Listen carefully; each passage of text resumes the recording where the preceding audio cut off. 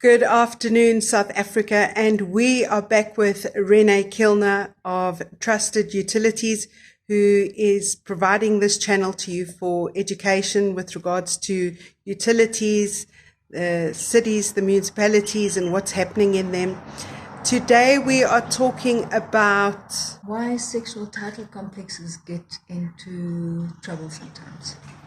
Rene, you deal with sectional titles complexes with regards to they get into trouble with their utility bills, they don't understand what's going on, they come to you and they say, please sort it out. Why are they getting into trouble in the first instance? Okay, so also again a variety of reasons, but let's focus on billing and utility things. So generally what happens is that when a sectional title complex will get built or a multi-unit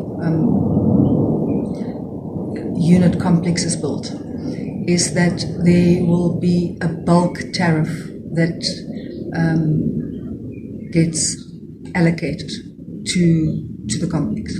So who allocates this? So that will get, so when it gets built, an application is made by the developer, and that will get transferred to the body corporate when the body corporate is established. Does it always get transferred? Is that how it's supposed to be? Yes. And is it always the case?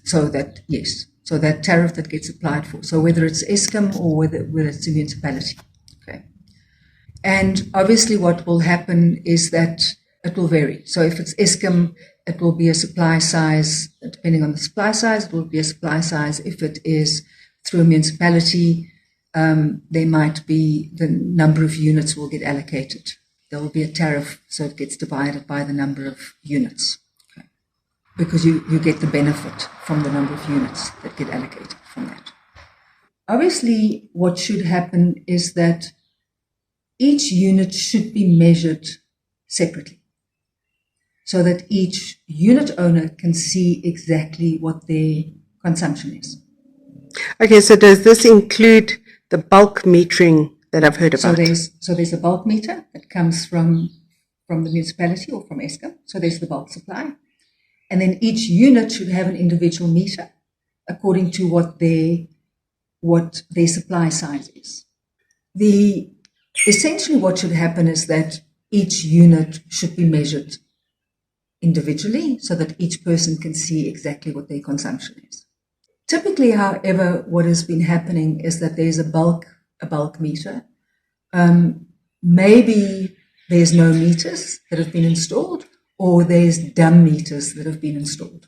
What do you mean dumb meters? So just mechanical meters. So somebody comes along and they will do manual meter readings, and those meters, so they'll take those meter readings, the managing agent, whatever, will take those readings. So in other words, you can't see what usage is on a real-time basis? Not on a real-time basis, no. So they'll take that and they will divide. So let's just say the council account comes in, and obviously there's a connection fee and also those sort of things that come from council. They will take the readings for each individual unit, and they will simply just divide the council bill, and they'll say there's X number of kilowatt hours from council. They'll take the individual unit readings and they will apply the bulk bill, and they'll divide the cost to the individual units. My logic is telling me that if I'm a single person living in the complex in my unit, and I'm not using that much electricity on a daily basis, and then you've got a family with auntie, uncle, and grandpa also in there, and their usage is huge, that in essence, I'm actually paying for part of the electricity. There's cross-subsidization that happens because what is happening is that there's an adjustment that happens on the kilowatt hour price to compensate for the cost that comes from council, because you're not paying a connection fee. So NERSA says is that the end user must pay the tariff as if they would have been billed directly by the license distribution. That's really what you should be paying. In other words, you should be paying a connection fee. You should be paying exactly as though you would have received a bill from council or from Eskom at the end of the day. So that's really how it should be happening, so that there's no cross subsidization that happens at the end of the day. What happens very often, and what we've picked up, is that sometimes, so you go overseas or a unit is empty. So there's no kilowatt hours that goes through a meter, or there's no tick over on that particular meter.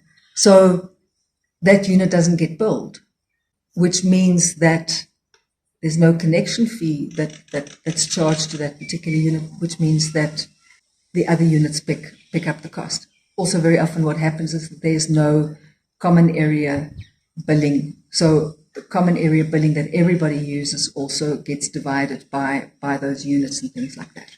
And very often what happens is, especially when it comes to Eskom accounts and things like that, because if you look at the Eskom account, there's administrative charges and rural subsidies and also things like that.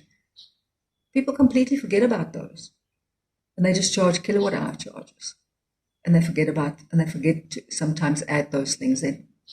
So in other words, nobody's paying for that, and that's why the bill starts growing. And over a period of time, people go, oops, we've forgotten about that. Because now you've got a bill you weren't expecting. Yeah. So it's those sort of things that happen. Whereas, again, if people are billed correctly and there's a reconciliation that takes place on a monthly basis, so there's the bulk bill from that the body corporate gets, each individual unit is billed on the tariffs as they should be billed, your recoveries will match.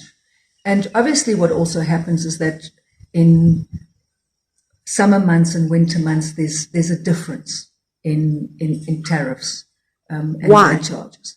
Because that's the way that the tariffs have been structured by NERSA and by Eskom from a recovery point of view. One has to look at those to make sure that you get your recoveries back.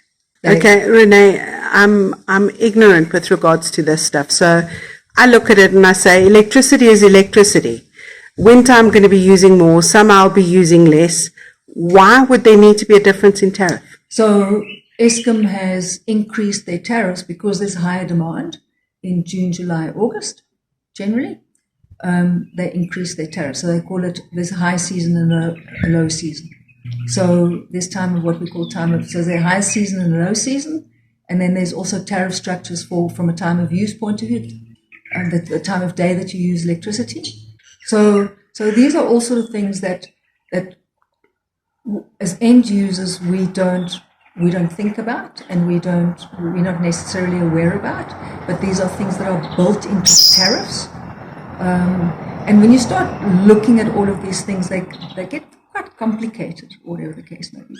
And we don't necessarily see it on the bills that we get, but we certainly feel it in the rands and cents that we pay for. What do you mean we don't see it on the bills we get? Because it's not reflected. It's not necessarily reflected. So if you're a business, you will see that there are different. So Ukuruleni will give you a time of use tariff if you're on a time of use tariff for argument's sake. Tshwane does it as well. So it will give you a line for line tariff. It will say that you'll get a breakdown. But in saying Ekurhuleni does it and Tshwane does it, does City of Joburg do it? So Joburg doesn't really necessarily give you a breakdown. So you might be you don't necessarily get a breakdown of a full breakdown of the different line items exactly as it is. And I'm imagining at this point in time, I don't see a tariff on the City of Joburg bill, so you won't see the difference in the winter and summer tariffs either. So no, you do. So as you go from low season to high season, there's a change. There is a change in tariff. A rand and cents change, but do you see it reflected on the bill? No. So it doesn't tell you that you're now in low season or high season. You just see there's just a change. You're just paying 1,000 rand more a month. So there's just a change in your price per kilowatt hour. Okay. That's all. But it doesn't tell you that you've suddenly changed. So for people who are not exploring that bill and checking on it, it becomes a bit of a shock. Yeah. So, I mean, it should be visible. People should be able to see. I mean, it should be that this is what it is, but it doesn't tell you. There's simply just a change in price. So what very often happens, and I mean, I had the discussion with the chairman of the board of trustees yesterday, and they were saying, well, what we decided is what we're going to do is we're going to recover at a set price. And I'm saying, but oops, it's a problem because you're under recovering. So it's also, you're not following the regulations, you're not doing it the right way, but by doing that, you are under recovering because it's not that simple. It's not that simple, and you're running into trouble. So what do sectional titles need to do to actually get this under control, Rene? So what we've picked up with them is that what their managing agents are doing at the moment between them is that they have dumb meters, and what we've simply said to them is that let's put smart meters in for you. We'll fund them. Bill everybody because there's also cross-subsidization happening, and because they've got big units and smaller units, and the smaller guys are cross-subsidizing the bigger guys. We'll put in smart meters, measure everybody according to what they actually use. To mitigate the risk, we'll put you on what we call virtual prepaid, so that people pay upfront for what their consumption is. You recover at the cost at which you should be. So in other words, the connection fees and all of that kind of stuff will be in there. All of those things are there. People see exactly what it is. And on a month-to-month basis, there's a real-time reconciliation between what you are being billed from Eskom and what you are recovering. You can also then see in real time what your consumption is, and we can measure what your consumption is. We can also then, after a period of a year, we can then see whether there is any point in doing any applications to Eskom to reduce, because they have a notified demand from Eskom. We can then also see whether we can do any applications to reduce their notified demand, and whether there's any point in that which will reduce that cost. All right, explain notified demand.